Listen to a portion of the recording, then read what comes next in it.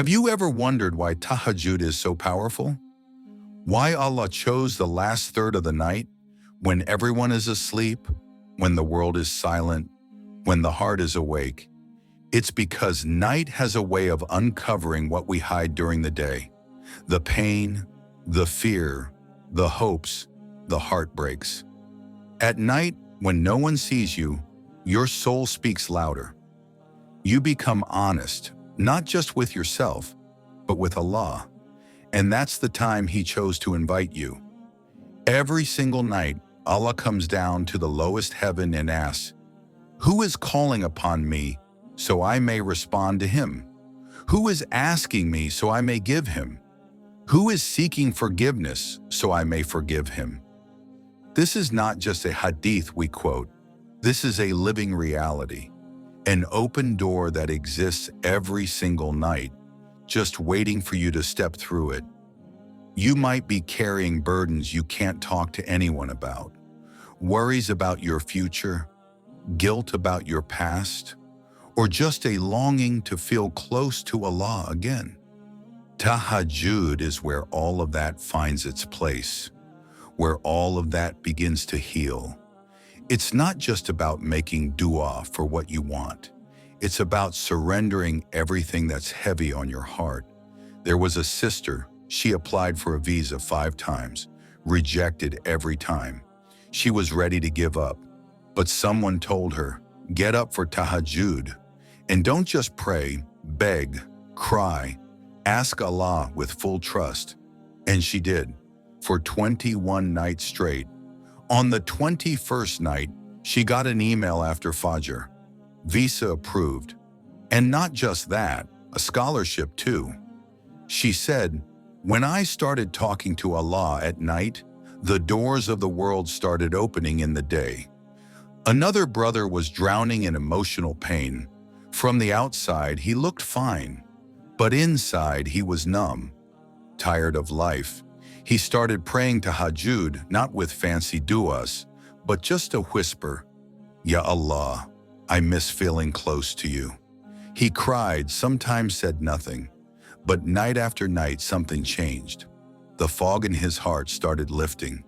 The heaviness started fading. His pain didn't vanish, but he wasn't alone in it anymore. That was his miracle. Sometimes the miracle of Tahajjud is not that your problems go away. It's that your heart becomes strong enough to carry them, with peace. Tahajjud is not a ritual. It's not just extra rak'ahs. It's a secret conversation between you and Allah. A time when you meet Him while the rest of the world sleeps. When you're not showing off. When your soul is naked and sincere. That's when Allah listens the most. You might ask, how do I pray Tahajjud? It's simpler than you think. First, sleep after Isha, even for a little while. Then wake up in the last third of the night. If Fajr is at 5 a.m., the last third begins around 3:30 a.m. Make wudu and stand in prayer. Even 2 rak'ahs are enough to start. You don't have to pray 8 or more. Sincerity matters more than quantity. Recite Quran slowly. Reflect. Talk to Allah. Cry if you can. Make dua in your own words, even in your own language. Ask, confess, thank, complain. Just be real. That's what Tahajjud is for. And you don't have to be perfect. You can miss days. You can struggle to wake up. But don't stop trying.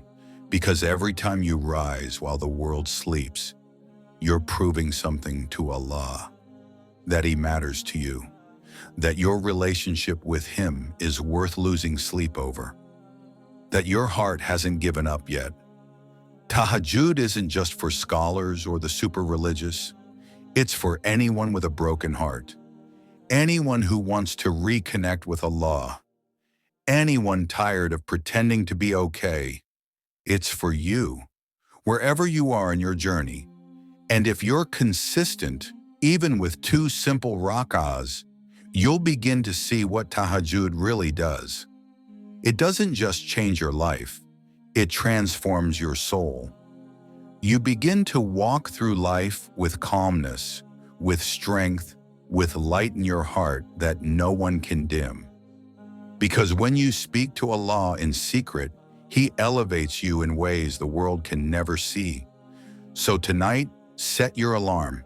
Wake up for even 10 minutes before Fajr and just say, Ya Allah, I'm here. That's it. That's the start of something life-changing. If this message touched your heart and you want more reminders that feed your soul, don't forget to subscribe.